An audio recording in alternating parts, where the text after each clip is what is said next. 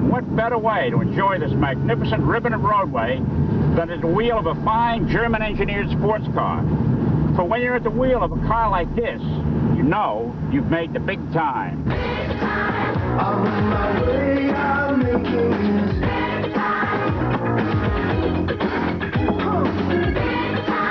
I've got to make it show, yeah.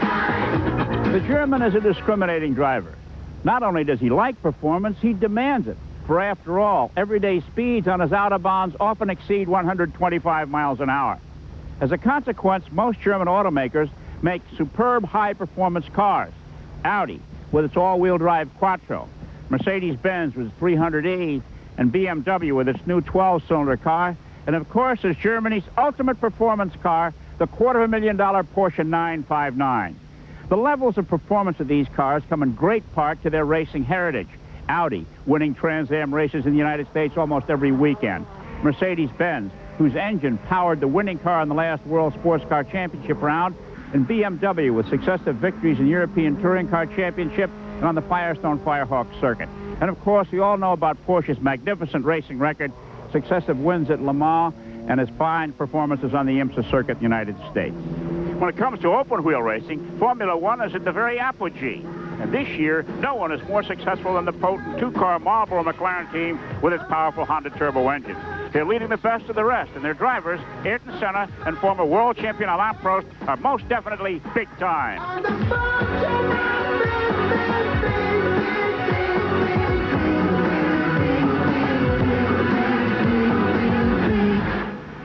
That high-performance stuff may be all right for the Autobahn man, but me, I prefer something more sedate, something with a license plate.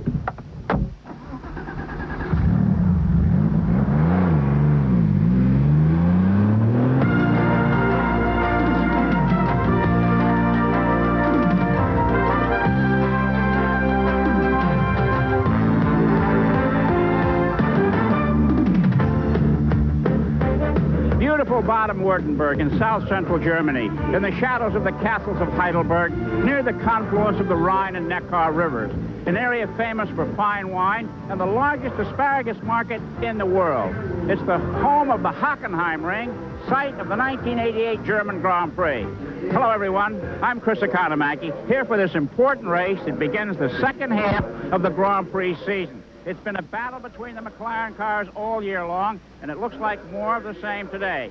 Working with us will be a man who won the United States Grand Prix many years ago and an expert in Formula One, Innes Ireland. Innes, what kind of a race are we going to see? Well, I think we're going to see a close race between Prost and Senna. Prost got a lot of very bad publicity for pulling out of the race at Silverstone when he did, particularly in France and Italy, and so he's going to be determined to re-establish himself in the team. So I think we'll see him possibly, being the professor that he is, we'll see him sitting behind Senna, pushing him probably into a mistake, and then I can see Prost winning this race out of pure determination. Thank you, Innes. They've won the pole position again. Senna on the pole, Prost on the outside after a week off at Silverstone where the Ferraris were up front. And for more on that form of the competition, let's go down to the pits now and our colleague John Bisignano.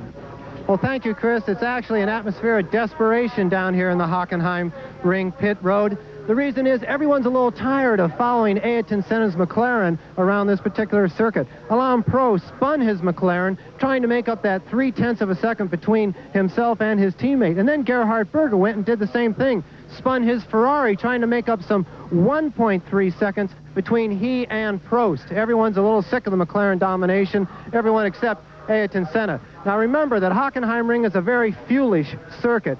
Accelerating out of these chicanes can burn all kinds of fuels, and the turbocharged boys, they're very desperate and a little frustrated because they know they aren't going to be able to use maximum horsepower if they want to finish this race with any fuel left in the tank. Desperate people do desperate things.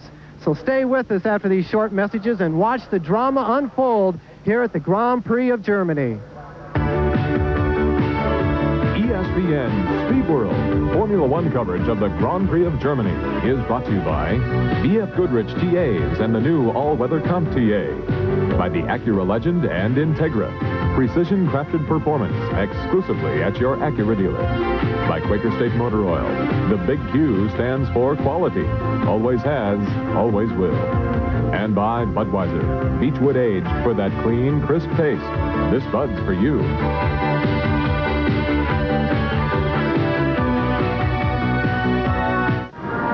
Well, welcome back to a very wet Hockenheim ring. The weather front that they had been predicting coming through has arrived rather quickly, and rain is falling at the moment on every corner of this particular circuit. Once again, our ESPN crew were right down on the starting grid just moments before this Grand Prix gets underway. To update you technically, we are right next to the Ferraris of Michele Alboreto and, of course, Gerhard Berger. Now, Gerhard Berger has not been a happy puppy all week long. We talked about his desperation trying to get time out of this track and time out of his car. Well, his team manager says that both drivers will have enough fuel to finish this event if they keep a cool head. That's a little bit a difficult thing for them to do with being so far behind the McLarens on this ultra-fast circuit. The McLarens, they are in good shape, but Alain Prost, he is in the T car. That spin yesterday cost him the underbody and some other damage on his race car, so the T car is being used. Shouldn't be a big problem. With the Williams, they are the coolest of the Judd-powered cars at the moment, so maybe that installation problem they've been having over the last few Grand Prix has been solved. They are very happy. Lotus is happy, but they are not happy when it comes to the fuel. The cars are handling well. The aerodynamics is good for the wet, but this morning they had heavy fuel consumption that's worrying both drivers. The Benettons, Nannini had an electrical problem. They do not know if it's solved or not, but they have switched virtually everything electrical on that particular car. And the Arrows cars, they are going to be running 2.4 to 2.42 boost. Now that means that they will be able to put almost maximum horsepower into this turbocharged car, something that the other turbocharged vehicles have not been able to say so far this weekend as far as their race-setting boost. So the little four-cylinder of the Megatron Arrow seems quite strong around this circuit. The last thing, of course, is tires. Right now, everyone, the jacks are underneath the cars, and the cars are up in the air, so they are trying to figure out which way to go, with the slicks and hope it stays dry, or with the wets and play it safe. Back to you, Chris.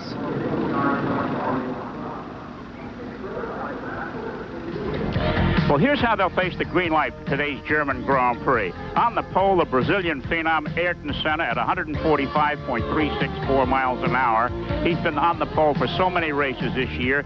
Battling him for the race will be the outside front row starter and his teammate Alain Prost. They've each won 4 races, and the battle for the World Championship begins today. The second row is made up of the 2 Ferrari drivers, Gerhard Berger of Austria in car 28 and Michele Alboreto of Italy in car number 27. They couldn't match the McLaren speeds in qualifying. In the third row is defending world champion Nelson Piquet in a Camel Lotus Honda. He's won more races here than any other active driver. And then there's Alessandro Nannini, the Italian in the Benetton Ford, who led the non-turbo qualifiers. In the fourth row, it's Ivan Capelli of Italy in a Leighton House March Judd, and the Japanese driver Satoru Nakajima in a Camel Lotus. In row 5, Belgian driver Terry Boutsen in a Benetton Ford, and a Brazilian newcomer Mauricio Gugelmin in a Leighton House March. In the 6th row, the man who did so much winning last year, Nigel Mansell in a Williams Judd, and Britisher Derek Warwick in a US F&G Arrows. Row 7 sees Italian Riccardo Patrese in a Williams Judd, and another Italian driver, Andrea De Cesaris, in a Real Ford. Then it's American Eddie Cheever in car 15, a US F&G Arrows Megatron in row 8, with a flanker in Philippe Struff of France in an AGS Ford. Row 9, René Arnoux, the veteran of the series, in a Ligier Lotto Judd, alongside of Nicola Larini of Italy, a rookie in the Stivani Osella. Then it's Italian Alex Caffi in a Dallara, Frenchman Philippe Alliot in a Lola, Yannick Llamas of France in a Lola, newcomer Bernd Schneider in a West Zaxbyde, Italian veteran Piercarlo Ginzatti in another West, Jonathan Palmer of England in a Tyrrell, Stefano Modena of Italy in a Eurobrun, and in last place, Oscar Laraui in a Eurobrun. Failing to make it were the 2 lowest minority drivers, Luis Sala of Spain and Pierluigi Martini of Italy, Stefan Johansson of Sweden in a Ligier, and Julian Bailey of England in a Tyrrell.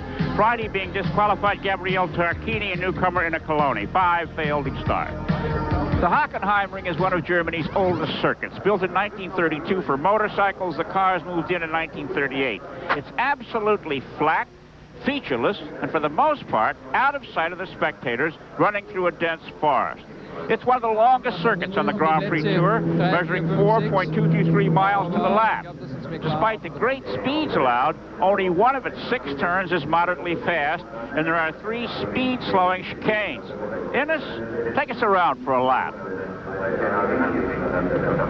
Let's take a look at the circuit now. There's the tight area where all the stands are. That's where the fans are packed in, and there are thousands and thousands. That's where they see all the action. Then, when the cars go out into the country, they're on their own. That's very, very fast area. Not a demanding circuit. There's tight chicanes, more open chicanes. And here we have Senna going towards the first corner where he's doing 165 miles an hour. 4th gear around there, taking 5th probably right now. It's quite a bumpy straight. It's a long straight heading towards chicane 1, where he'll be reaching 203 miles an hour. 6th gear.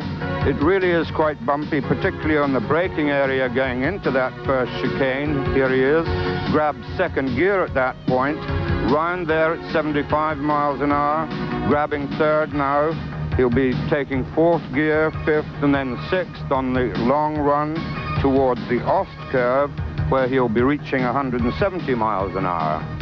This is rather more open, this part of the circuit. Hard brakes, bumping over the curbs there. Heading on round to the right, hard right, taking 4th, 5th, and 6th gears. Heading now again on a long, fast straight, reaching 180 miles an hour as he heads towards chicane 2. Again, the braking area very bumpy, and a good area for overtaking. Takes this one in 3rd gear at 125 miles an hour, up to 4th, 5th, 6th gear again, heading towards the Ajit curve. This he'll be reaching about 175 miles an hour here as he heads into this 3rd gear corner, right-hander coming into the stadium area. And here we have a lot of tight curves. This is the Sachs curve, which he takes in 2nd gear, around 60 miles an hour. Grabs 3rd gear here, just going out of it.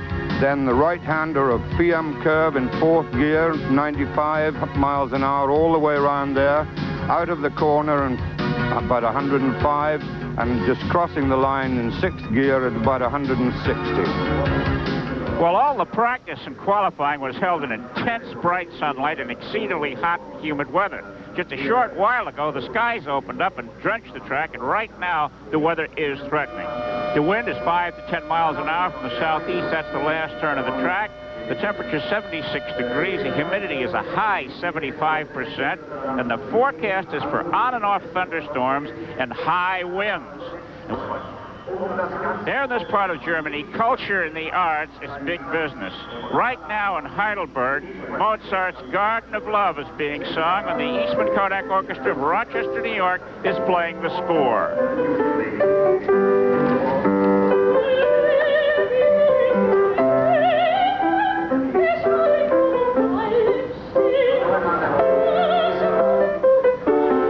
Just a week ago, on the other side of the coin, Michael Jackson was here at the Hockenheim Ring and attracted a crowd of over 100,000.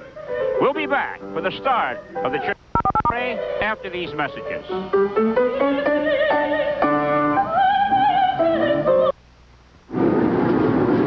The ideal position to start a Grand Prix is the pole. That's a very important position, the #1 place. Over the years, Jim Clark had 33 poles in his 72 starts. Juan Manuel Fangio is next with 28 and 51 starts. Then Niki Lauda had 24 in his 171 starts. Nelson Piquet, an active driver in the race here, has 24, and today is 150th start. And Ayrton Senna, 23 pole positions and only 71 starts. So that's a little big look at history here as how the pole position is determined.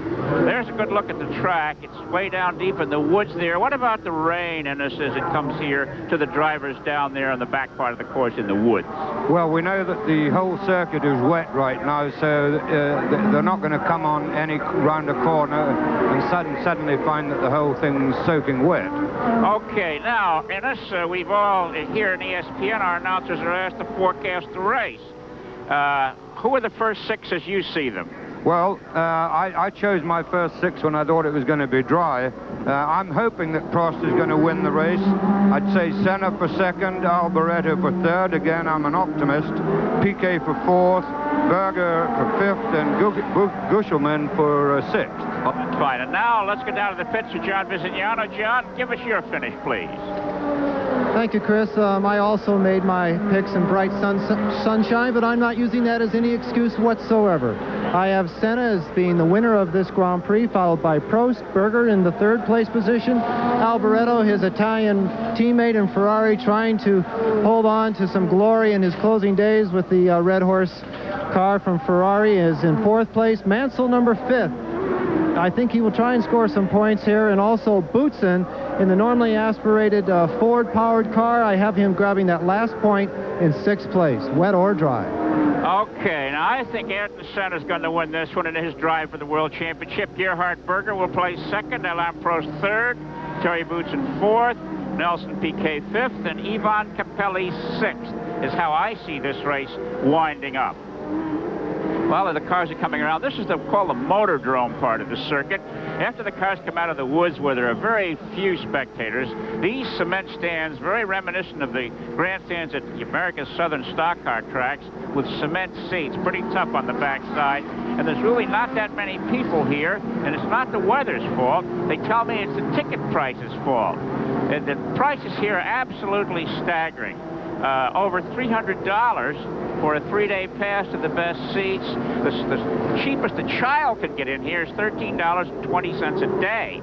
So it really costs a lot of money to watch a Formula One race here at the Hockenheim. Now you can see them coming out of what they call the Motordrome, and that's the last turn of the circuit, the left-hand top of your screen as the cars come to the line here. And here's where the drama starts to move up here. One of the things, Chris, here, although it's just stopped raining right now, when the cars go down that long, long road in between the trees, it's a kind of tunnel, and the spray never disperses. Okay, there's our pole sitter Ayrton Senna. Let's go to the pits and John Visignano. Just very quickly, I want to let you know that Piquet is on slick tires. He is really one of the only people up front who did not go out on wets, and also Streif in the AGS. They are on slicks. Watch them slip and slide through the first few corners. Back to you, Chris. Well, John, the question, have they just declared whether this is a wet or dry race yet? It has been declared a wet start, a wet race, but these two people are going to stay out there on slicks and try and use that to some sort of an advantage. From your position, I gather the skies look like they're clearing. Now, usually the pole position is on the inside, and here's the green light, and let's watch this start. Look at Ivan Capelli in the margins back here. We're looking for room. Hey, how about Mr. Berger there moving and splitting the McLarens as Ayrton Senna from the pole takes the lead. Berger 2nd, Prost 3rd, and the spray goes up. How'd you like to be driving in that, Ennis? Oh, well, it's terrible. Where are they?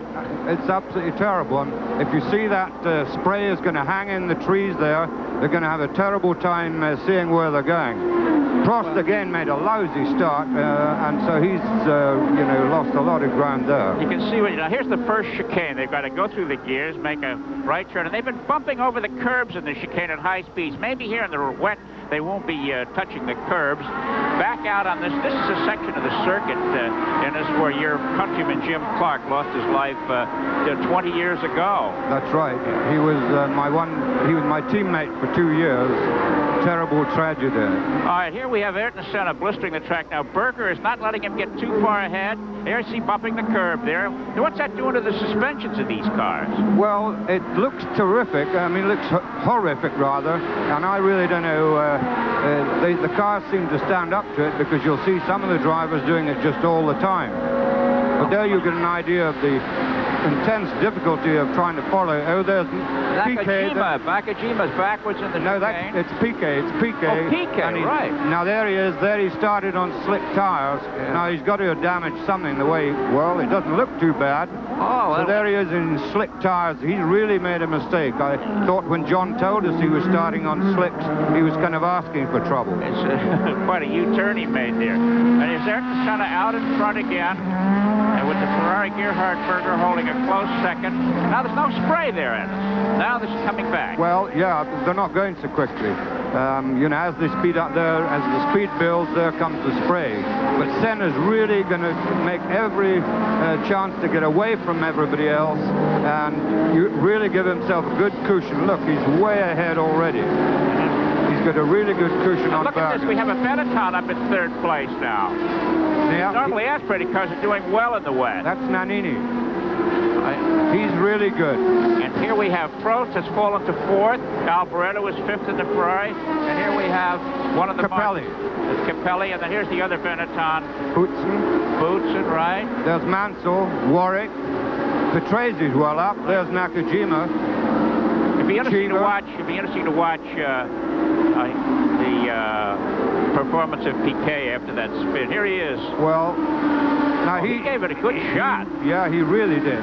Now, he just, you know, when he got on the brakes, trying to hold his position, the slicks just wouldn't grip through the water, and he just lost it. You know, the back end broke away, and he didn't have a prayer. No way he could have stopped that. But he shouldn't have never have started on slick. You can see the damage on the inside of the car that the bodywork's all torn up. We didn't see that earlier. He's had it for today, I would gather. Here he is again, another look at this wild glissade by world champion Nelson Piquet, winner of the last two races here. There it was hitting the tires with the side of the car done that. Well, he did pretty good. He did pretty good in his warm-up in the wet.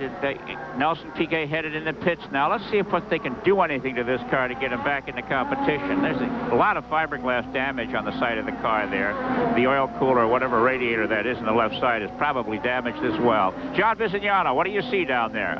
Well, we are right in the Lotus pit at this moment. The car came in. The engine was shut off. He coasted it to his stopping position. There certainly is an awful lot of damage to that left-hand side, that side pod. Nelson says, forget it, guys. I'm getting out of here. My German Grand Prix is over.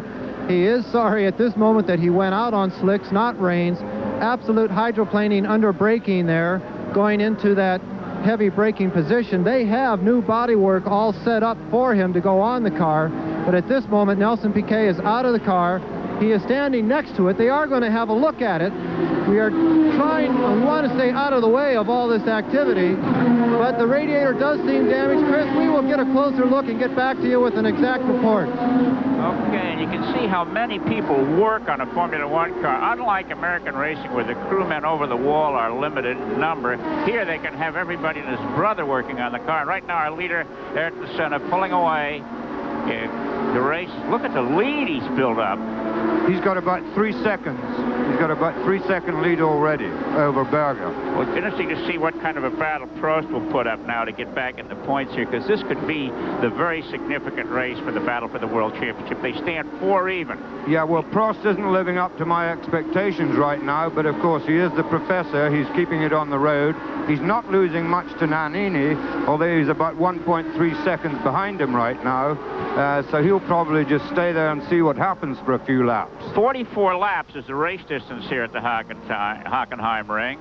But as I said, it's over 4 miles to the lap. The drivers get a chance to stretch the cars out. Now, what will this rain and slower going do in this to the fuel consumption? The turbo cars are concerned that they might use too much gasoline. Is this going to be a plus or a minus for him? Well, if we go back to the wet race at Silverstone, the really extraordinary thing was that the Ferraris were actually using more gas in the wet than they were in the dry. That's and don't ask me how. It shouldn't happen, but maybe they were just getting so much wheel spin.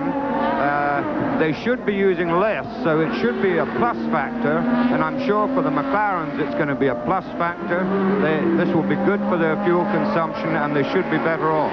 Now, Senna's being very careful, tiptoeing around the racetrack there. He has a reputation of being an excellent rain driver, as they say here in Germany, a rainmeister. And he looks pretty good and smooth, calm, cool, and collected as he keeps pulling away from Gerhard Berger in second place. And Nannini is third, Prost is fourth, Alboreto is fifth, and Ivan Capelli is sixth. Boutsen is seventh, Nigel Mansell is eighth, Derek Warwick is ninth. And in 10th place is Riccardo Patrese here, as we're in the third lap of the German Grand Prix at the Hockenheim ring. And we'll be back for more of this very wet race after these messages. With the rain seeming to let up here in the early going of the German Grand Prix at the Hockenheim ring, we wonder if the drivers who chose rain tires are going to be happy with that decision. Let's take a look back at the 1986 race here at the Hockenheim Ring, and a dramatic finish for Nelson Piquet was the winner, but watch what happened later on. Remember this, Innes? Yeah, this was Senna in the JPS Lotus, trying to get those last drops of fuel into the tank, crosses the line. And here's Prost doing the same thing. He's willing his car on. He's trying to get it to the line. He's out of gas. He's going to get out of the car, and then he gets back and he pushes the car, which I think was illegal anyway. But he's just trying to will the car to the line.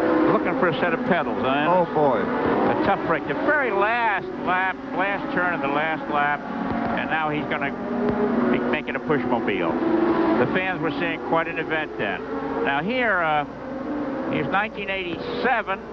Stefan Johansson was the star driver at the closing laps when he cut a front tire on his car and captured the attention of the many fans here at the Hockenheim Ring. The 1987 German Grand Prix here just a year ago.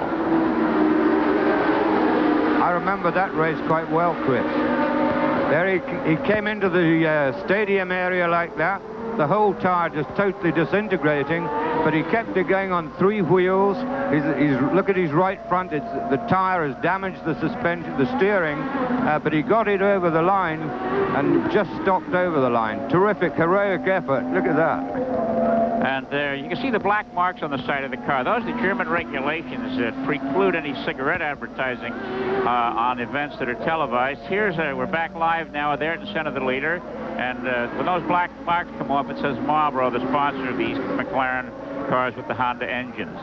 Senna now has moved out to almost a 6-second lead over Ferrari-mounted Gerhard Berger. And the Nannini is less than 2 seconds behind Berger. He may be giving the Austrian a run for the number 2 position. This guy Nannini is really putting a great show on this year with that car without a turbo. Let's go down to John Visignano in the pit. Thank you, Chris. The shot you're looking at is that of the Lotus belonging to Nelson Piquet. It has been put in the garage, and they have closed the doors. We got right up to that damaged side, and it actually looked raceable. There was no fluids running out of the radiators. There was certainly some crinkled bodywork that they could have replaced, but Nelson Piquet says the clutch is gone. Of course, if you hit something at over 100 miles an hour, your clutch can have a problem, but the official reason for this car being withdrawn is clutch failure. Back to you, Chris. John, before you go give it back to me, there was another car on slicks you mentioned. Which one was that, and how's he doing out there? It was Streif in the AGS, and obviously, hopefully, you can see him better than I can. We will try and get a report from his pit, but it's got to be one hell of a scary experience. There's a lot of spray. There is rain at the other side of the circuit. It has not rained here in the pits for some time. We do have wet reports coming from the far side of the circuit. So Streif at the moment is having a handful, and we'll try and get you some more information. Well, that's interesting because the track is going to be dry pretty soon on one end and wet on the other end, and that's going to be a handful for drivers. In the meantime, Senna, in his 5th lap out here, has got 6 seconds on Berger. And as I said earlier, look at this. There you can see the 2nd and 3rd place cars in the rear of the shot there. And Ayrton Senna looks like he's out for a Sunday drive. It doesn't look like he's turning much speed at all. He's got a really, really delicate touch. Even in the dry, he's got that delicate touch. Look, you see that close up on his hands on the steering wheel. And, you know, he's actually going pretty quickly in the wet, or very quickly in the wet, but he just does it so beautifully and so with such style that it doesn't look like anything. Well, you know, it's interesting. The pole winning time was 1:44.596. Now, Senna has the fastest lap of the race so far, set on his 3rd tour of the track at 2:05.949, and round number is 2:06. So that's 20 seconds off his qualifying time in the dry. Substantially slower. Well, there's a little bit of the track drying, that line drying on the way down to the first chicane. But there it's back wet again, look. Those blue blocks there on that block that came, they're very imposing looking. I drove around the track the other day, and they look like cement blocks. And when I got up to them, touched them, they're styrofoam painted blue, and a little boy could pick one up. They weigh about 4 or 5 pounds is all, but they look like they're very imposing when you come upon them. If the weather stays like this, Chris, we're going to see the same as we saw at Silverstone with a dry line.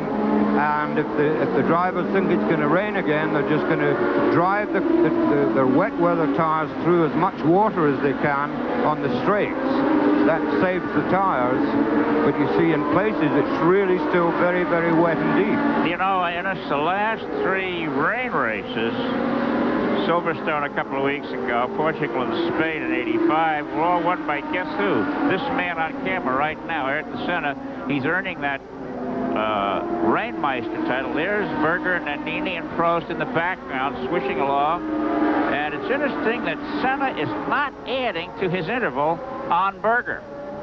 Well, yeah, he's probably just, you know, he's got a very, very comfortable cushion, and at this stage, there's no point pushing it.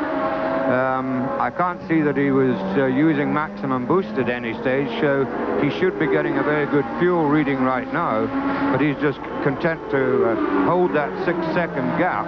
Mind you, in this day and age, 6 seconds is a lot at this stage of the race. Tremendous. Dennis, the drivers were talking about using very little wing here because of the speeds. Now, with the rain having come just before the start, might they have tilted that wing up somewhat? I wouldn't have thought so. It's not something you mess around with, and you know, it's not just a question of increasing the angle. The reason they don't run a lot of wing here is because there are no what you'd call fast corners. So you've got to make a compromise to have as little drag as you can on that 200-mile-an-hour plus long straight, and so you don't want to have a lot of drag from the wing. And really where wing angle helps is places like Silverstone when you've got really fast corners. Here there aren't any. Well, it looks like Senna's car is sticking pretty well on all parts of the track, the dry part as well as the wet part.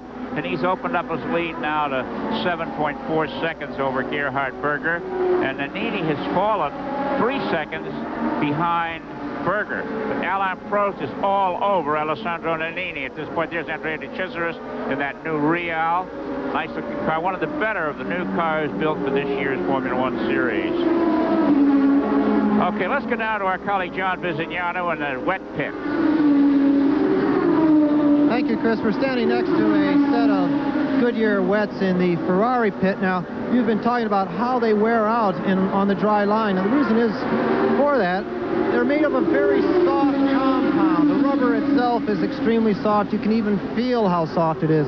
If you put your fingernail in there, it actually makes an impression. The reason for this is because when it's raining, the tire usually is quite cool. And to get that adhesion, the rubber has to be very soft. Problem is, when you dry out, those temperatures go off, and in some 3 to 4 seconds on a dry track, this soft rain tire will be totally gone. So the drivers are looking at those fronts, they're looking at the wear, but most of all, they're trying to stay out of the dry line. They're trying to stay in the wet, which can also be dangerous because they're going off and on, braking distances change, and actually the whole procedure of dealing with other cars and passing is all a new ball game to them. Soft compounds, great in the wet, but they're a driver horror in halfway, half dry, half wet conditions. Well, thank you, John. Now, Alain Prost has made the first significant pass since the start. He's gotten by Alessandro Nannini to move into 3rd place. And let's see now if he can close in on Gerhard Berger and dispose of the Austrian, because Mr. Prost really seems to be on edge here at the Hockenheim ring. He did not like the publicity, as Innes said earlier, that was generated by his retirement at Silverstone. He's gotten into a feud with the press here. He won't speak to the French press. He said, why? You treated me like a saint after I won the French Grand Prix, and a week later you buried me. And he seems to be quite concerned. It's down to a race for the championship with Senna. It's interesting. The Formula One Series 1988 has been a battle between Ayrton Senna and Alain Prost, with no one else even figuring. Okay, here we have the lead. And we'll be back for more of this very wet German Grand Prix at the Hockenheim ring after these commercial messages.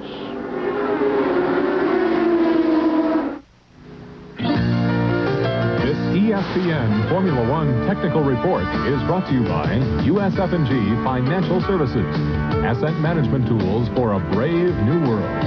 Normally, when bringing you a technical report, we try and get as close to the material as possible, but the Benetton team has actually asked us not to photograph this super-duper rear wing too closely. It's very different from any other wing here in the paddock. There's absolutely nothing in this area whatsoever. These two trim tabs are just that, a trim tab. The reason for this is to try and get as much straight line speed down these long straightaways as possible. Less drag, more straight line speed. It's always the easiest place to pass on the straightaways.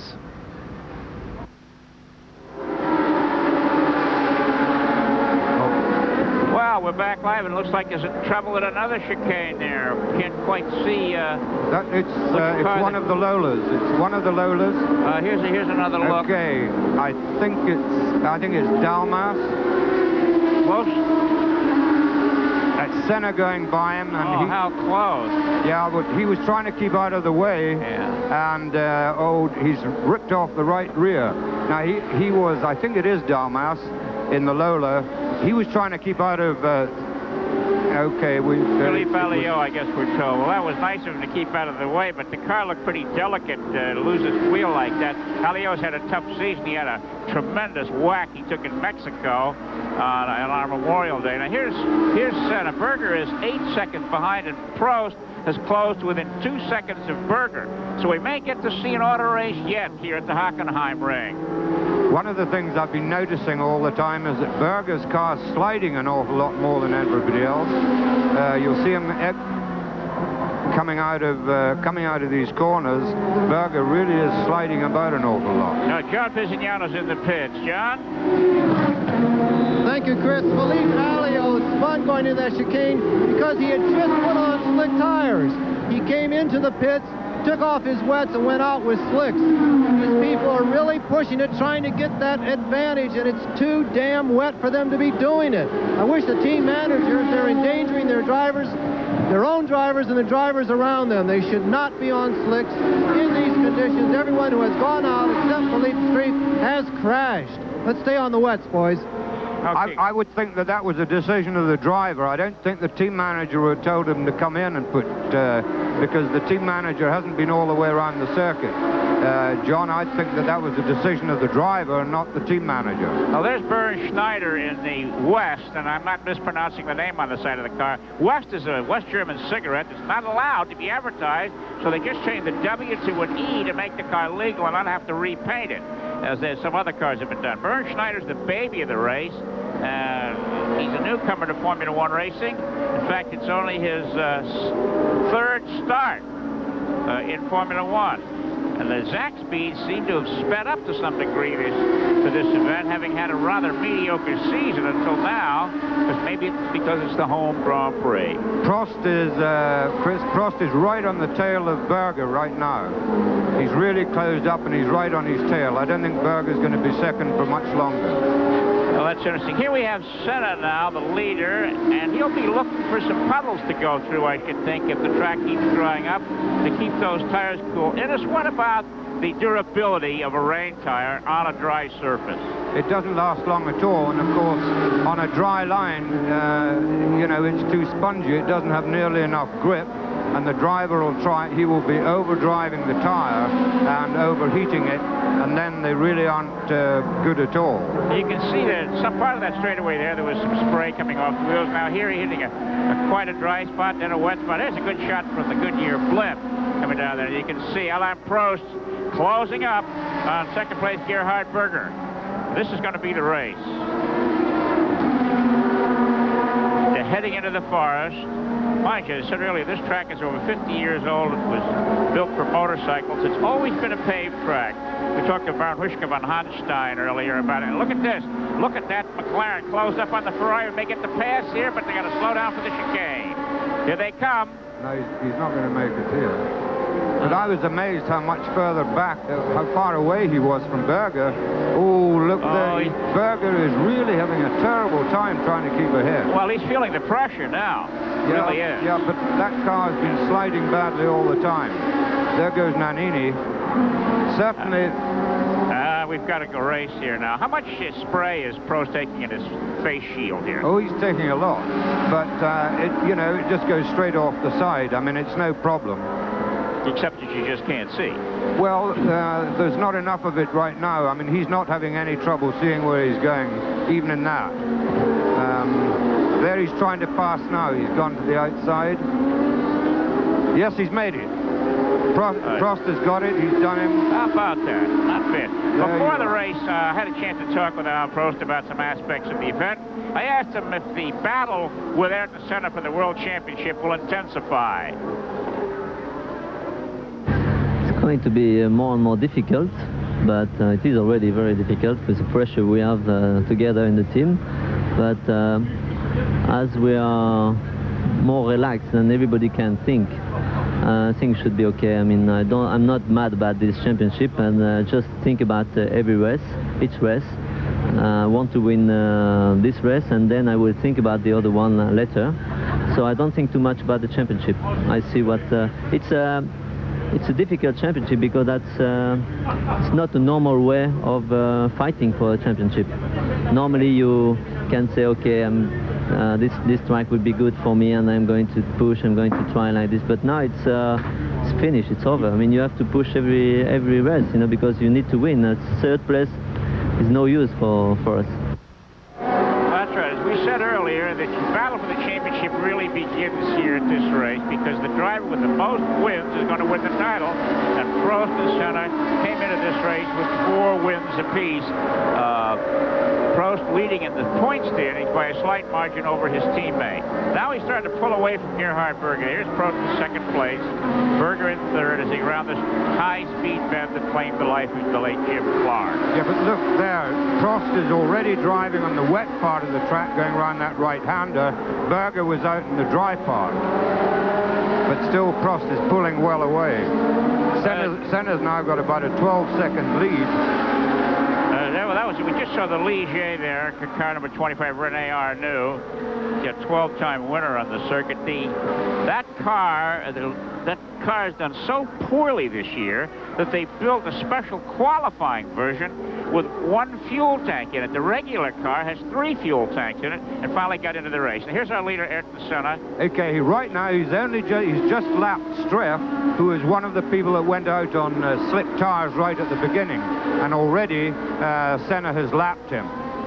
Well, that's the AGS. It's a pretty fair car. It's got a normally aspirated Ford engine in it. So let's say later on Senna goes to the pits for a change of tires. It's not going to take a lap to do that. Certainly not 2 minutes to do that. No, but if you can bet your bottom dollar if Senna goes in for tires, the other's going to be doing the same pretty soon. Now, you can see him using the wet part of the track. Do you see that? Oh, yeah, he's got to keep those tires cool. Here we got some heavy traffic. Here's Alain Prost coming up to take on. Berger's still having awful trouble sliding around, coming out of that corner onto the pit straight. Here's Prost. He's coming up on Stefano Moda in one of the Eurobrun cars. Here's a look at our leader up close. Notice how calm, his head tilted to the right. He's a very confident 28-year-old. Senna's record in Formula One is really, to me, interesting. He's his 70th start. He's got 10 wins, 23 pole positions, and 9 times he set the race's fastest lap. For a youngster, that's quite a set of statistics. But you can see the delicacy of his touch. Look at his hands. Yep. Slow motion look here at just how it's done. Those very tiny steering wheels in us. Seems to me that it'd be hard to control a car. The bigger the wheel, I should think, would be the finer job you could do. But they don't seem to be troubled by these 10-inch wheels. No, There's Philippe Alliot down in the pits, excuse me, Innes. And what are they putting on? Wets or dries? Unless they've taken our John Visignano's recommendation. That is Dalmas's car. That's Dalmas's car. The Lolas are so hard to tell apart. They are terribly difficult, but that was certainly Dalmas. Here you've got Senna coming up on the tail of one of the Eurobruns. I think that's the Dallara. Look at that. That's Alex Caffey in the Dallara there, and Senna putting a lap on him, and now Senna lapping the tail enders. Let's go away for a few commercial messages. We'll be back for more. Back at the German Grand Prix at the Hockenheim Ring with Ayrton Senna leading Alain Prost, Gerhard Berger, Alessandro Nannino, and Michele Alboreto. The Grand Prix of Hungary is next on ESPN Sunday, August the 7th at 8:20 a.m. Eastern Time, live from the Hungaroring on the outskirts of Budapest. The defending champions Nelson Piquet, and it's the only World Championship Grand Prix to be held in an Eastern Bloc country. Tune in Sunday, August the 7th. I'd like to know who that guy is with the French flag just up at the corner coming into the pit straight, Chris. Well, he's a fan. You know, in Detroit, they've got a guy with a Brazilian flag that's very much evident in front of the TV cameras. But this Frenchman here is really getting his exercise with that flag. That flag is the size of a bedspread. Yeah, but you know, somebody ought to take him out of there because it could be a distraction for the drivers.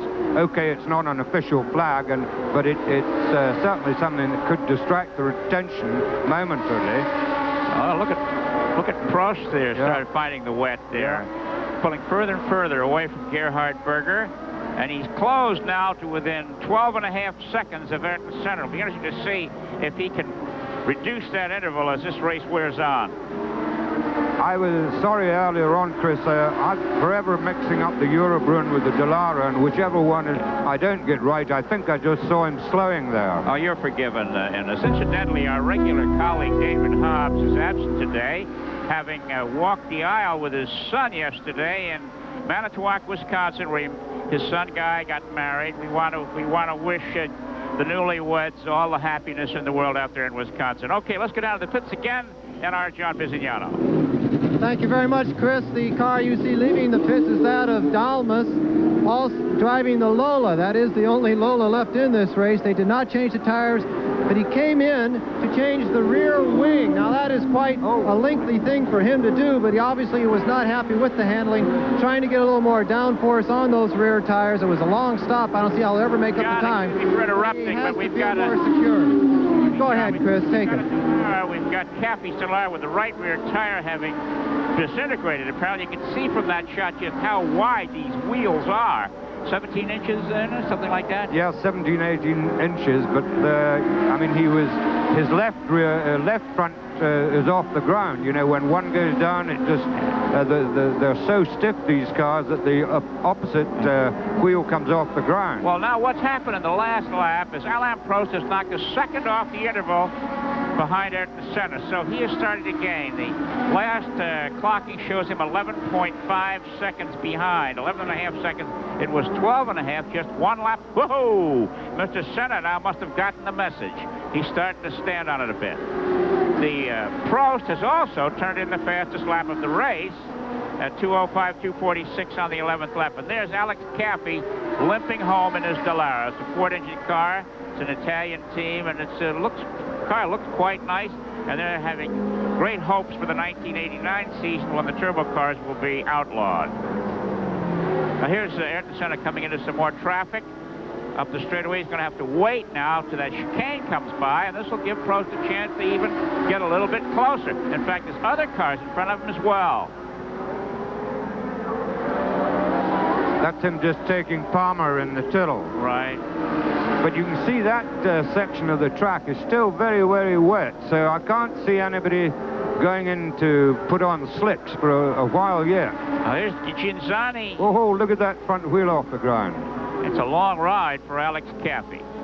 Into the pits, finally into the long pit road.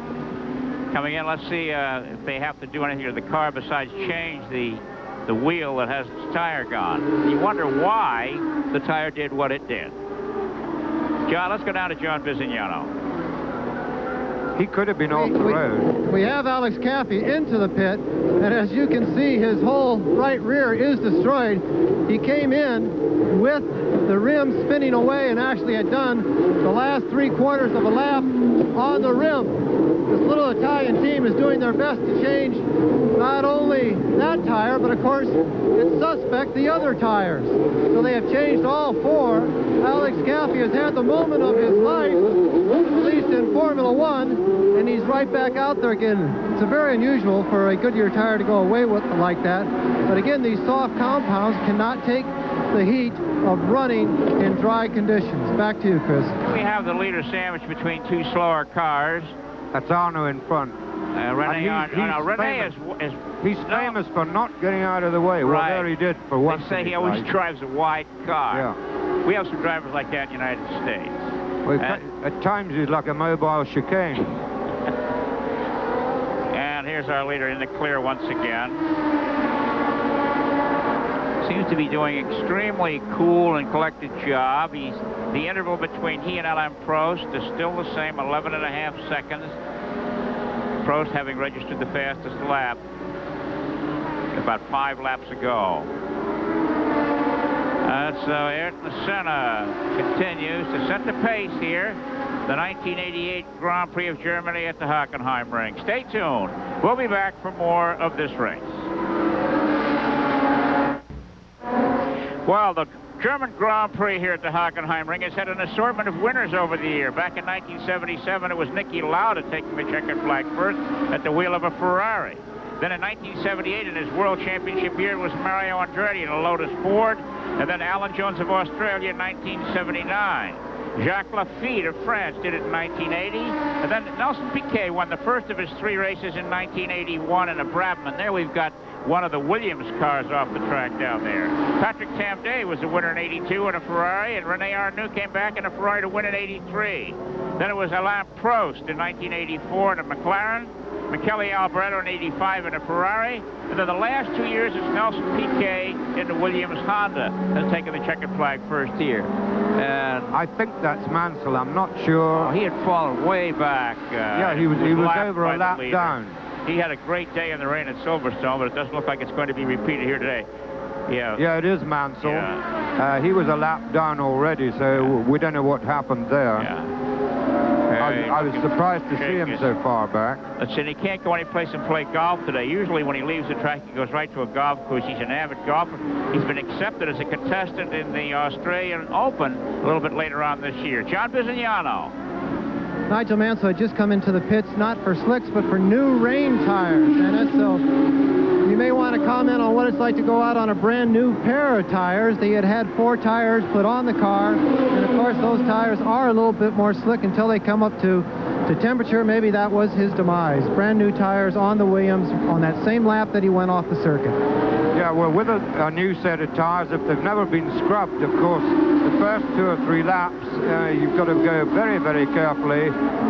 They probably had no heat in them anyway, but apart from the heat problem and not working properly, they're just very, very slick for the first couple of laps. So I guess that's what he just overdid it. Here's a look from above at that great high-speed stretch. The second place car, there's our leader moving past slower cars.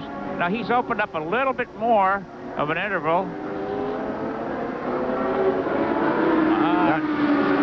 It's one of the Zach speeds. He just went by. That's Alain Prost, the second place runner, who has fallen another second behind Ayrton Senna. It's 12.5 seconds. Just a lap or 2 ago was 11.5 seconds. So Mr. Senna is very much in control of the competition here at the moment. It looks like some of the track is quite dry until they move off the groove into the wet stuff. And I guess the rain is starting to fall again on certain sections of the racetrack. Senna has regained the fastest lap honors with a 2:05.001. So he is turning on. He is turning on the pressure. Well, I think that was with, the track had dried to a certain extent. And if you've noticed for a few laps, coming out of that second chicane, he was getting quite a bit of motion in the car that we never saw when it was really wet. So I think his tires might have been in trouble. Like Mansell probably worn his out, and maybe Senna's were getting a bit on the edge. Well, Ayrton Senna now has lapped Pier Carlo Ginzani, Arnoux, Jonathan Palmer, Oscar Larawi, Philippe Streff, Nicola Larini, and the others. And here he's just gone by the West Zach speed car with the youngster, the young German, who they have so much hope for here in Germany as becoming a future Formula One star, Bernd Schneider. The Mobil company sponsored the race here, and they've got about 400 guests watching the action. Many of the outdoor hospitality areas are being neglected in this. The tablecloths are wet, the seats are wet. It's rather disappointing for the many companies that paid for hospitality and al fresco dining are huddling under parasols at this point. There's Senna coming up on Dalmouth again. We're certainly seeing a bit more water on the track. Well, the rain is falling much more than some other areas of the racetrack. Wouldn't it be something, Chris, to see them coming in to take on the second set of wets? I don't think we've seen that before, have we? No, not yet this year. It's interesting to know that the regulations allow for the stopping of a race like this if it is declared a dry race, and this one was not declared a dry race, so any pit stops that are made will be for the account of the man who stopped. The last race that was stopped because of the rain and restarted was the French Grand Prix of 1981, 7 years ago. So this is a very rare occurrence, having the officials bring the cars to a halt so that they can change tires. These McLaren cars are absolutely magnificent machines, designed by an American, Steve Nichols, and the Japanese crews that service the engine seem to spare no expense or effort in bringing to these races the finest power plant available. It's a V6 engine, 80-degree included angle, with the most advanced management systems and technology you can imagine. In the pits, the Japanese technicians have television screens and computer readouts, and as the car goes around, they know at the very moment something happens. They know every time he changes gears what the engine revolutions are, and if he should miss a shift, they know that right away too. And there's a satellite dish on top of their pit, and we understand that data is bounced off the satellite to Tokyo. And in downtown Tokyo, the Japanese engineers are sitting around sipping sake, watching the gear changes being made by Ayrton Senna and Alain Prost as they're made on their technical equipment. It's unbelievable the money that is spent by Honda in pursuing Formula One. All right, around this wide boomerang bend here at the Hockenheim Ring, they're still turning lots of speed, with Ayrton Senna leading Alain Prost and Gerhard Berger. We'll be back for more of the German Grand Prix in a moment.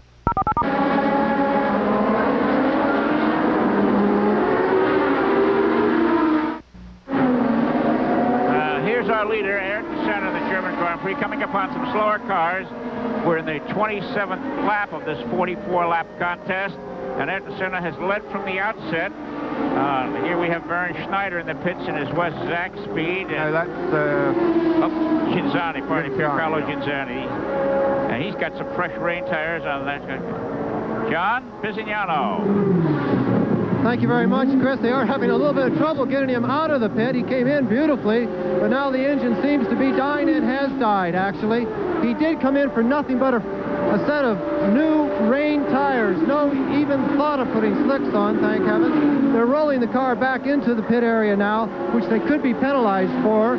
They are putting on the starter mechanism in the rear of the car. To me, it sounded like he simply had it in the wrong gear trying to get out of the pits.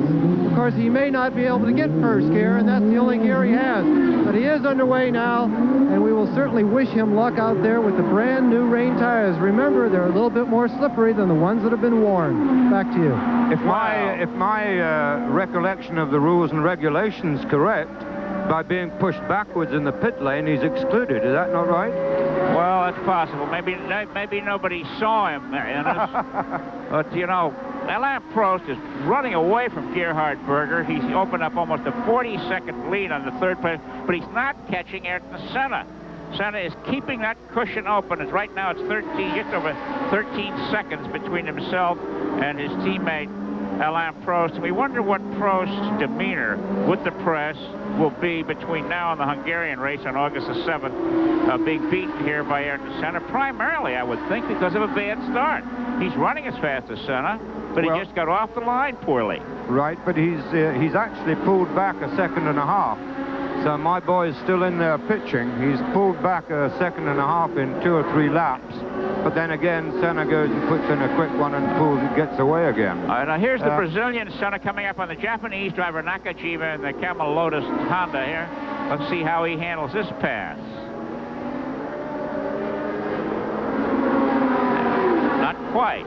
Nakajima's only been in 22 Grand Prix races, his 23rd start. There he goes inside. Nakajima's held the top line, led him through on the inside. This is the Motordrome section where the concrete grandstands are, and the turns are very slow. All the spectators, for the most part, are in this section of the course. And as he come around this turn, make this right turn here, go by the pits in the start-finish line, they make the first turn of the circuit, a right turn, and disappear into the forest, at least from a spectator's standpoint.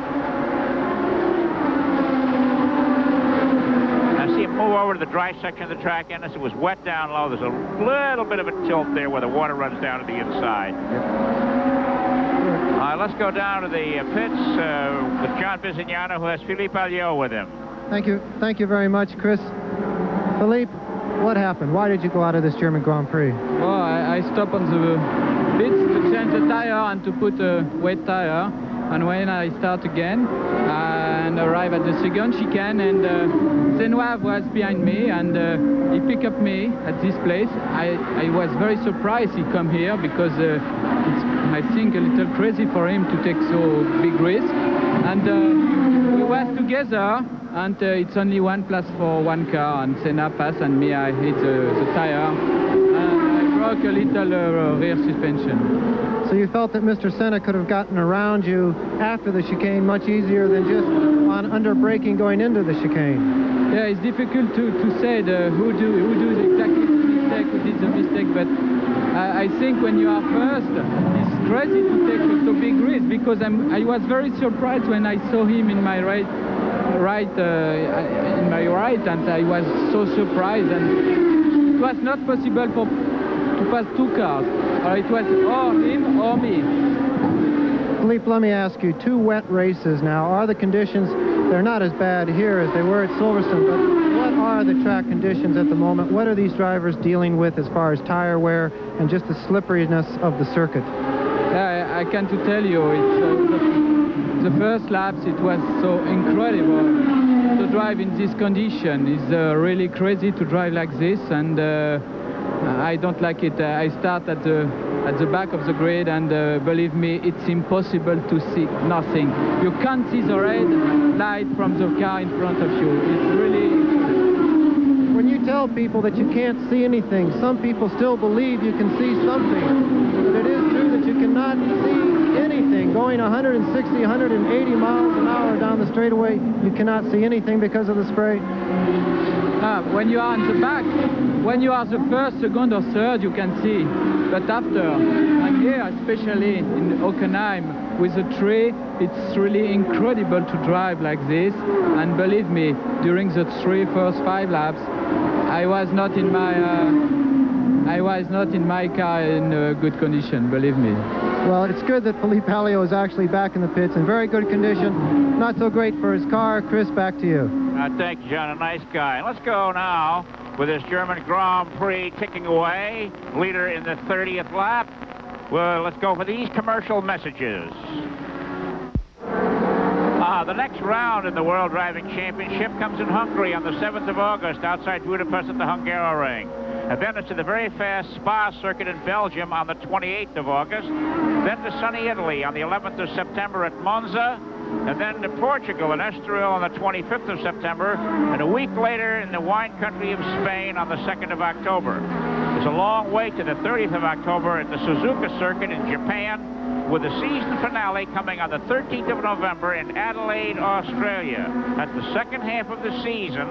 And right now, our leader and our second place man, Ayrton Senna and Alain Prost, have 4 victories apiece, fighting for the World Championship. And Alain Prost has moved in now to 11.3 seconds behind Ayrton Senna. You think your man's going to win in it? Well, he's my boy. He's still in there pitching. Got 13 laps to go. I was interested in the comments Alliot made about Senna, and Senna didn't get where he was and the reputation he's got by being very careful and very gentlemanly. Senna does take chances, but they're always calculated risks, and you very, very rarely see Senna having an accident. So, you know, I don't entirely agree with Alio's, you know, feelings on that. Well, Senna's had one accident this year. It was a very costly one. He was leading the Monaco Grand Prix all by himself, and he ran into the guardrail, and at least he was man enough to admit that he made a mistake. It cost him the race, and you know, before the season is over, that particular miscue may well be the one that costs him the title. Okay, but, you know, this is where Prost is really... I still think he's the best driver. I think Senna's the quickest. But Prost is not prepared to take the sort of chances that Senna takes. But Senna is what he is, and he's out there in front. And he didn't get there by just waving people by all the time. Well, not too many laps ago, Alain Prost put up the fastest lap of the race with a 2:04.888. And Andrea de Cesaris, though having spun into your gravel, is really coming back strong. He's a lap down, and he's coming up on Mauricio Gugelmin, who's right behind Senna here. Look at Senna's in the slow car. There's Derek Warwick in the Arrows, and Stefano Mote in the Eurobrun, and now our leader. Let's see how he passes these two slower cars. With no problem at all. Look. Well, just turns the boost up. That replay we saw earlier was de Cesaris taking Patrese coming into one of the chicanes, and he put himself on the really wet line. I think it was that chicane we're seeing now, and that was a typical, you know, overtaking move, and a brilliant move on the part of de Cesaris. Now here's Senna now. Derek Warwick in the Turbo Arrows, USF&G Arrows Megatron. It's a 4-cylinder engine. Senna's car's a V6, and let's watch now where they... Going inside. Right. And he's got the pass made as they head into the chicane here. No problem. You know, it must be something, you know, that Derek Warwick, nice guy, he's got his foot all the way to the floor, the boost turned all the way up, and here comes a McLaren that motors by him with no problem at all. It's got to be a frustrating feeling for drivers when their machine just can't match these McLarens. I was talking to Eddie Cheever, your American driver earlier, and who drives the Arrows Megatron, and he was saying that even in the dry, they've got some problem, and they just cannot get the Megatron engine to accept the 2.5 bar. It'll only accept 2.4 at the very best, and that's 25-30 horsepower. You know, we have a saying in the United States on the dirt tracks that you can't beat inches, and it's the same thing here. You have to have the horsepower to win the races. There's Gugelmin back there. Gugelmin, for a while, was Senna's roommate when they were in their formative years in England. Now Prost has fallen 15 seconds behind as look at the gas on the rear wing on Berger's Ferrari. The humidity is, you can see it there. Berger is in third place, 33.5 seconds behind Alain Prost, but Nannini is starting to move up. Nannini is only 6.5 seconds behind Berger, and he may catch him before the checkered flag waves in this German Grand Prix today. Berger, tall, slender Austrian, a likable guy, speaks very good English. Nannini is a dark, dark-skinned Italian who speaks broken English and is looked upon by the Italians as their star of the future, now that Michele Alboreto has been announced he'll be leaving Ferrari at the end of this season. I'm still amazed that Nannini is so well up. I mean, okay, he's nearly a minute behind Senna, but in these, in these conditions and with a normally aspirated engine on this circuit, I think his performance right now is pretty amazing. And here we have Mr. Let's see which one of them. That's Ghinzani, yep. Formula One cars are so small, the numbers on them are so small, it's very hard to make out when the two team cars are painted identically, and the only way of identifying one from the other is the color of the driver's helmet. Oh, hey, look at this! Look at this! That was Ghinzani. Berger, yeah. Put Berger in the grass, wet grass at that. I thought Berger did a beautiful job of handling back on the track. Maybe we can see that again. Berger raising his arm and waving his fist at Ghinzani. I'm not surprised. I mean, that was... Yeah. Now we get another look here at just what happened there. There's a case of Piercarlo Genzani not looking in his mirror, right in his... There you got, he's just hasn't seen Berger at all. He's come straight into the apex of that corner. How Berger managed to hold it going straight across the grass, tightening his line, I have no idea. That was really terrific car control on the part of Berger. But clearly, Genzani never even saw him. And after all that run down to that chicane, just obviously never looked in his mirror. He hasn't been reading the press releases about the best drivers in the world making up the starting field here. Boy, that was... I'm surprised Berger managed to hang on to that one. Yeah, that could have been a serious accident. Yeah, it could have been. He's on his way now. He's behind the Cesaris Here there. you see it again. Look, straight across into the apex goes Genzani. And look, all four wheels on the grass for Berger and just a little bit of a wriggle. He's only a few feet from that steel guardrail as well. That's right.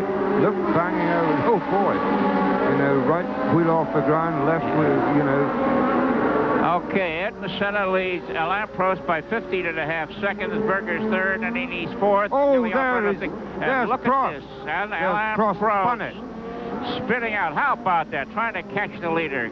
Unbelievable. He spun and he went over the curb in practice. Alain Prost is really, this championship battle is getting to this man. He had put up the fastest lap a few laps ago, and now he's dropped back. Let's see what this does for Berger. He had about 35 seconds on Berger. Let's watch it again. Oh, he got out on the paint there. Yeah, that's it. He just got that left rear wheel out on the paint and just started to go. And again, look, hardly any lock on. Look, he just... Fortunately, nobody behind him to run into him. Absolutely. But look how, you know, okay, control in a lost control situation. Okay, with Alain Prost having spun in second place, but holding a position. We'll be back for more of the German Grand Prix at the Hockenheimring after these messages. Thursday night is Thunder Night on ESPN. Thursday nights through August at 7:30 to 11:30 p.m. Eastern Time. Starts with ESPN Speed Week at 7:30. At 10 o'clock, live USAC open wheel single seat racing from Indianapolis Raceway Park. In between, truck and tractor pulling, the lightning speed of drag racing, and more. Thursday nights on ESPN starting at 7:30 Eastern.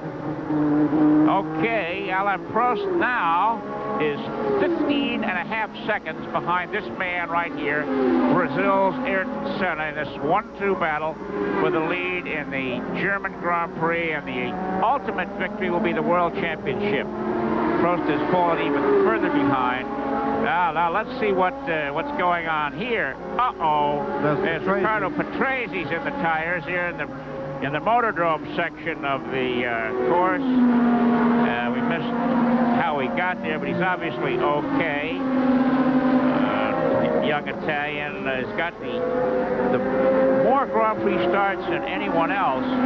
Patrese has 168 starts. Today was his 169th start in the Grand Prix race, and he's the senior member in that area. Berger still is third, Nannini is fourth, Alboreto is fifth, and Capelli is sixth in this race after 36 laps of competition. Ayrton Senna still out front, and now Prost has fallen way back 27 seconds. Apparently, his car is not performing well at all. In spite of the conditions, Chris, Senna is still lapping at very much the same sort of times, even in these changing conditions. But I'm sure his tires aren't nearly as good as they were earlier. You know, he's having quite a lot more trouble than he did in the early stages. Some of the shots our director is giving us here, you can see how the track is wet on one side and dry on another. Yeah. Just see a look at that. They're in tight here on Ayrton Senna and this number 12 McLaren. And number 12 is the same number he carried on his Lotus last year before making the switch to this team. Now there's an aerial view of what they call the Motordromes part of the circuit here behind the pits and paddock. It's an interesting shot there, the pretzel like, and this is where all of the fans are contained in this area of the racetrack. It's 4.2 miles around, and this half-mile section here is all that can be seen by the spectators. The long straightaways on both sides of the track are off limits to spectators. Way down at the east end, the Ust curve as it's called, there are a few spectators on a berm. There's no grandstand there. Today the grass is wet. Well, my boy Prost did it all wrong there. I mean, he's now 27 seconds behind after that spin. I can remember when Mansell lost control just going up to the casino in the pouring wet at Monte Carlo. He afterwards blamed the white line. And later on, when everybody went to check, there wasn't any white line.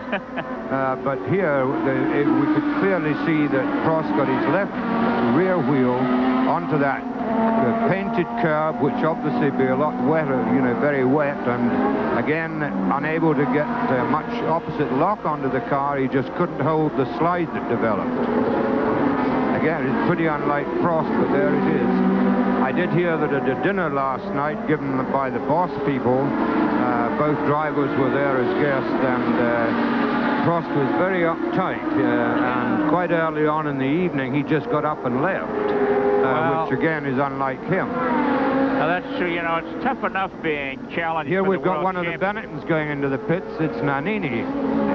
Nannini going into the pits. John, have you got anything on Nannini here? Just coming into the pits now. Okay, he's just coming to the pits. And here we have one of the Lolas in the gravel again. It's Yannick Dalmat. Now here we have Nannini finally making his stop. What are they putting on? Wets or slicks? Okay, they are wets. I think I can see that they're wets, although I haven't got a good view of them. This is going to cost Nannini 4th place. Alboreto will certainly move up and take that position away. It'll put the Ferraris in 3rd and 4th places, and perhaps let Capelli move by as well. Let's go now to the pits and John Bisignano. Thank you very much, Chris. They are taking also the rear bodywork off the car. They are having a bit of a problem with the bodywork itself. It's a very large piece of carbon fiber that takes a good 6 or 7 different disconnections to get the thing off, and right at the moment they are having trouble with several of them. They have touched the tires, this is true, but they are definitely working on the engine. It came in with a bit of a misfire, but it was at such low revs, we could not begin to tell you what kind of a one. We'll find out exactly what's taking this person out of the points and get back to you with some accurate information. Back to you, Chris. Well, thank you, John. Well, Michael Kranifus, the head of Ford's racing department in the United States, is here looking. This will be a big disappointment for him. They've been very pleased with the performance of this DFR engine in Formula One racing this year. And then they are working on the engine right now. Ayrton Senna leads Alain Prost by 23.3 seconds. Berger is 3rd, Nannini 4th, Alboreto 5th, Capelli 6th. We'll be back for more in 1 minute.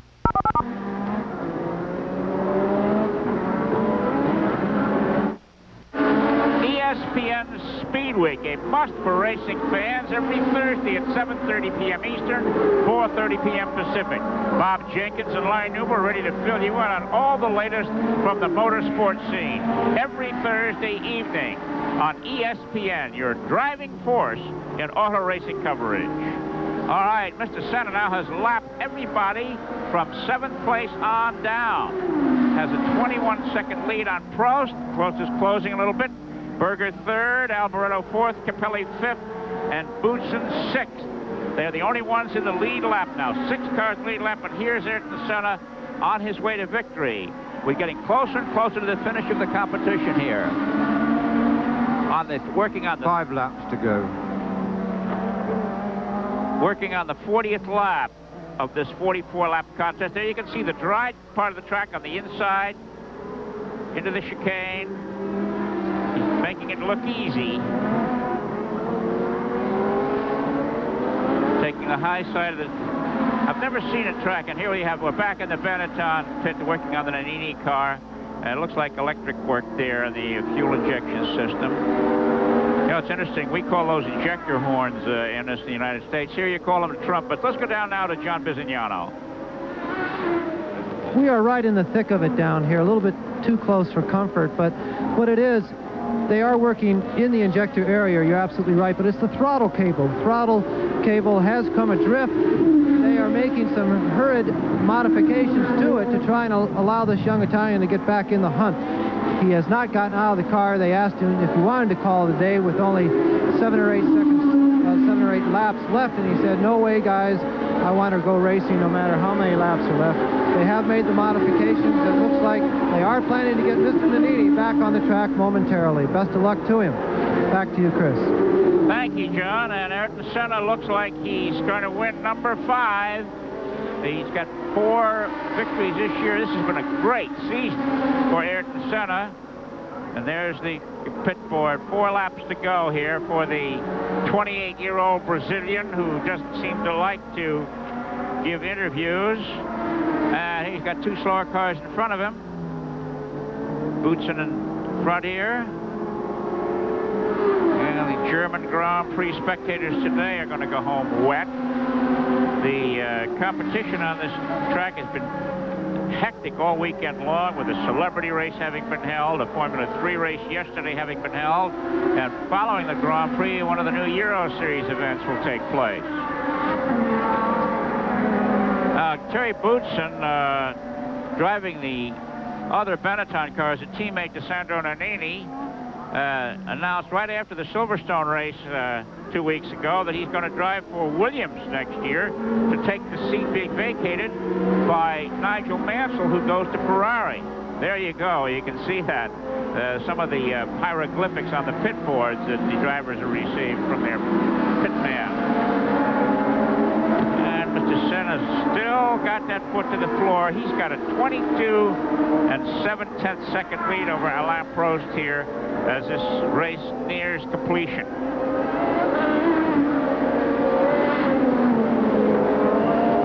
That pit board Before the race, we had a chance to talk with Boutsen about his decision to move to the Williams team. Well, I decided quite a long time ago, but I was still not sure what to do because I wanted to stay with Benetton really and go to Williams at the same time. It was quite difficult to find to make a decision between the two, but in the end I chose to go to Williams. The European drivers have a great way of telling you very little in an interview. And look at this.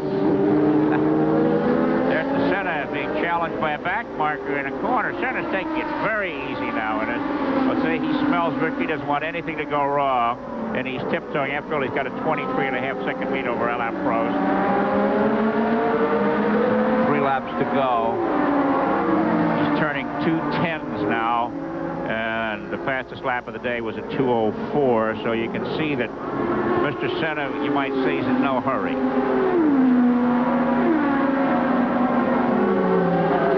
Well, we just understand from the pits that Senna was told to cut back on his boost. Now, Ernest, could this mean they're worried about fuel?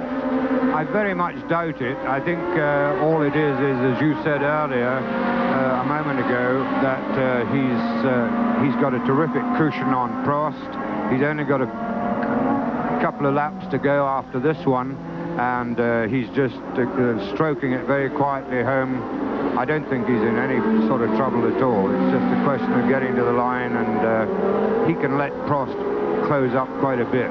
You know, and this race has been interesting from the standpoint that the attrition has been virtually nil. Piquet went out early after crashing, and Ayo is out. Very few cars have dropped out of the competition. We have over 20 cars running on the track right now. Right. 26 starters there were. Part of that, I mean, as you've noticed, most of the cars that have gone have been cars where the drivers have made an error or something's happened to them and they've gone off the road, like Piquet and Alio. The mechanical factor is not nearly so high here because the cars aren't under so much stress. And as long as the driver can keep it on the island, you know, the car's going to last a lot better.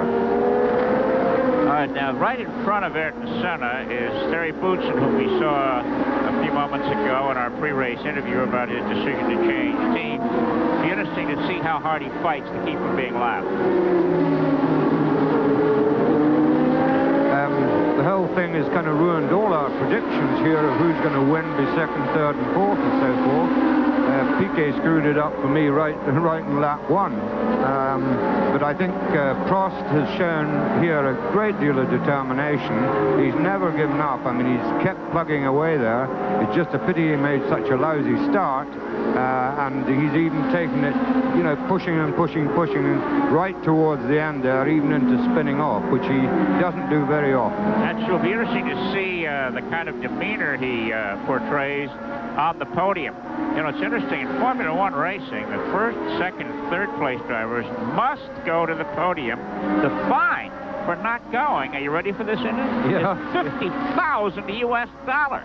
So you've got to go there if you're in the top 3.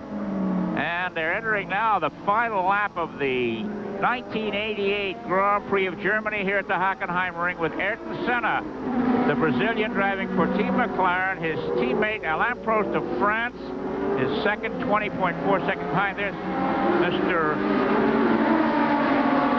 the flag man. Berger is third, almost a minute back. Al Moreno is fourth. The Ferrari's third and fourth.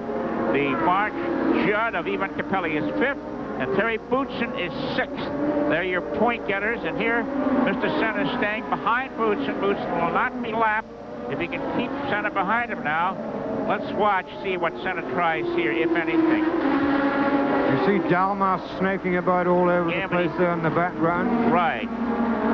But they've got the Arnoux there in the Ligier and Boutsen, two French-speaking drivers, and Senna's perfectly content to wait as they go to the Motordrome section. Perfectly content. Boutsen is, well, I think here you've got Senna doing the gentlemanly thing. He's keeping behind Boutsen so that Boutsen doesn't get lapped.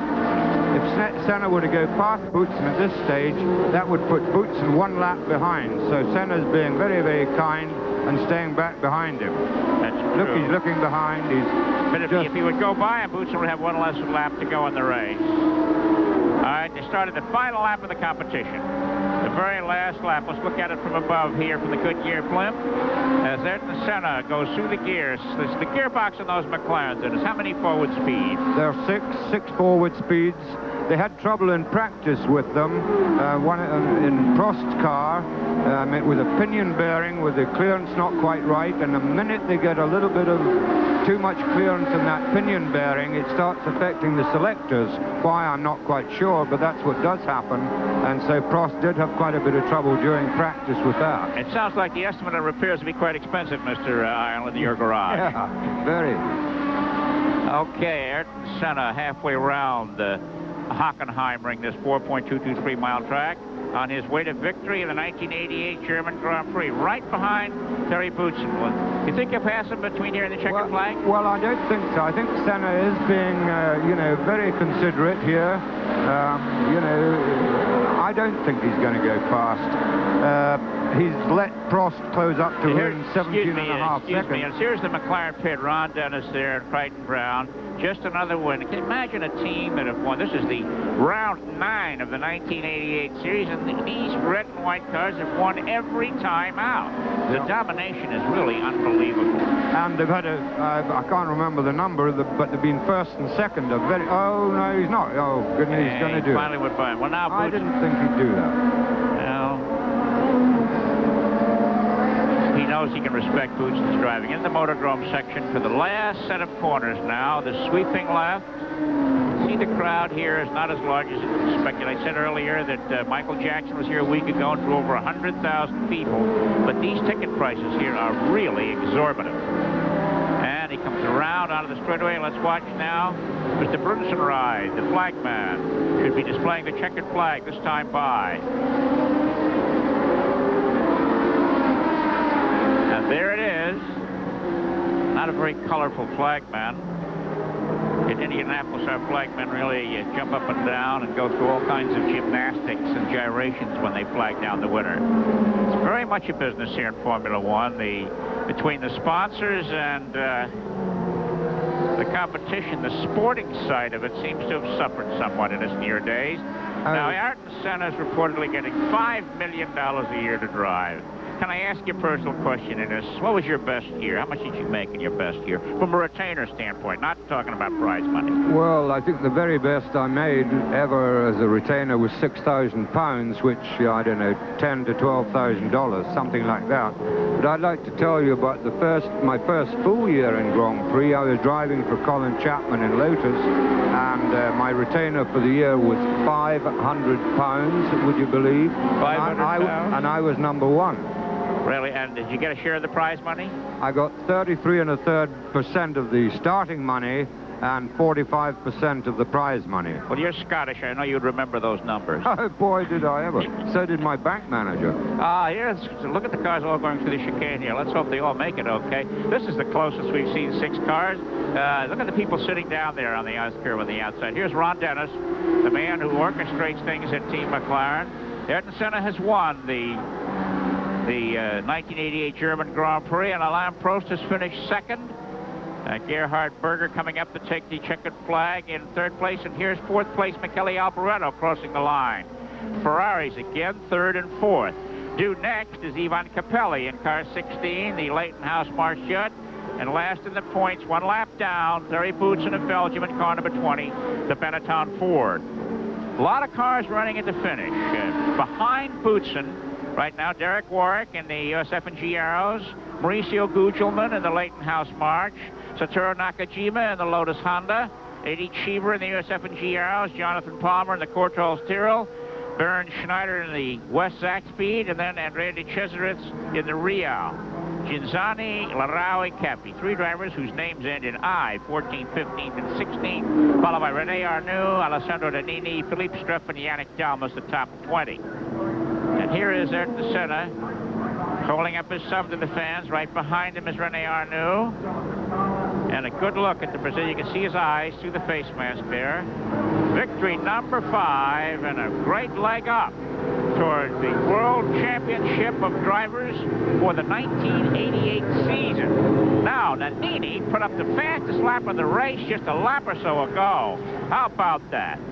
2:03.032 for a non-turbo car. So Mr. Nannini's reputation is really going to be enhanced by his driving performance here today, Emmett. Yeah, terrific, and jolly good on him for sitting in the car and saying he just wanted to go racing, as John Visignano told us.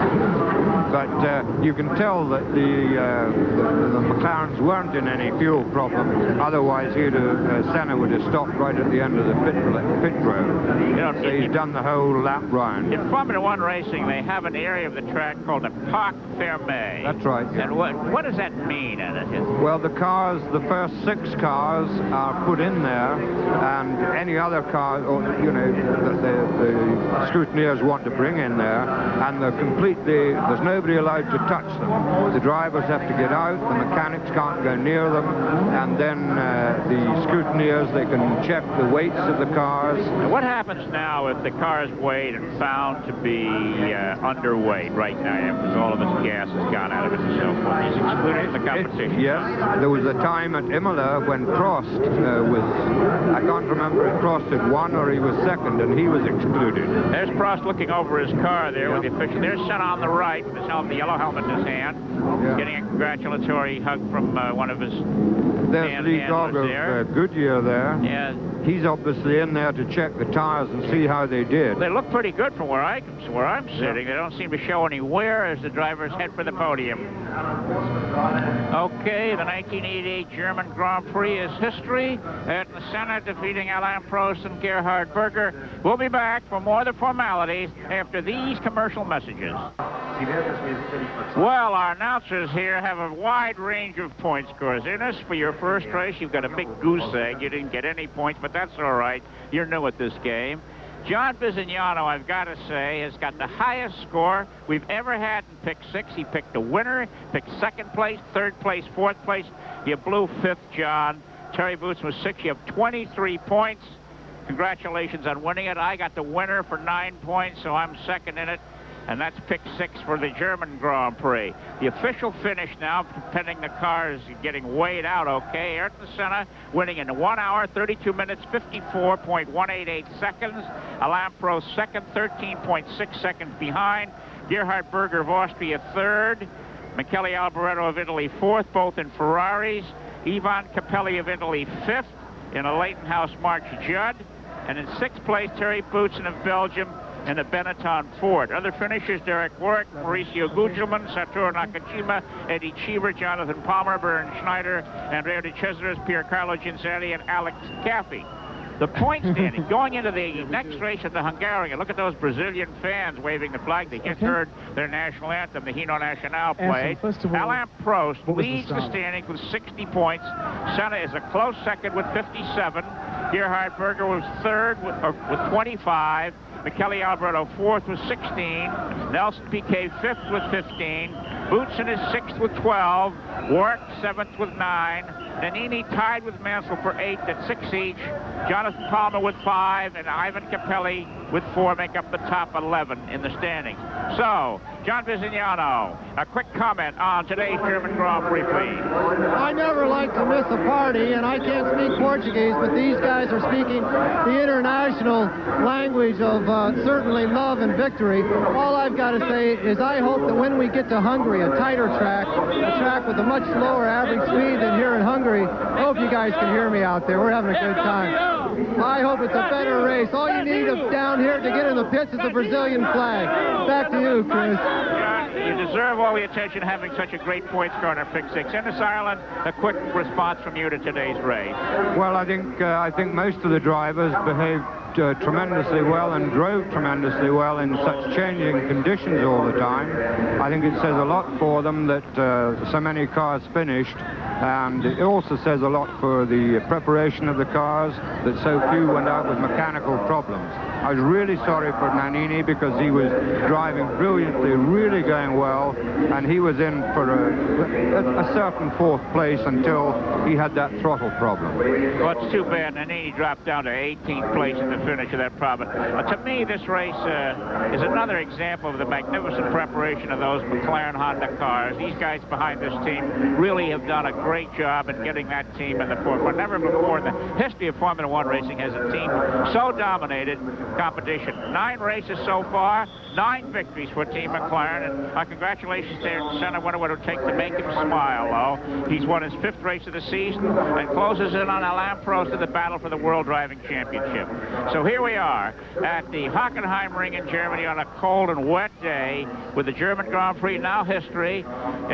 For Ennis Ireland of Scotland and for John Visignano, this is Chris Economaki of National Speed Sport News saying so long from the Hockenheim Ring.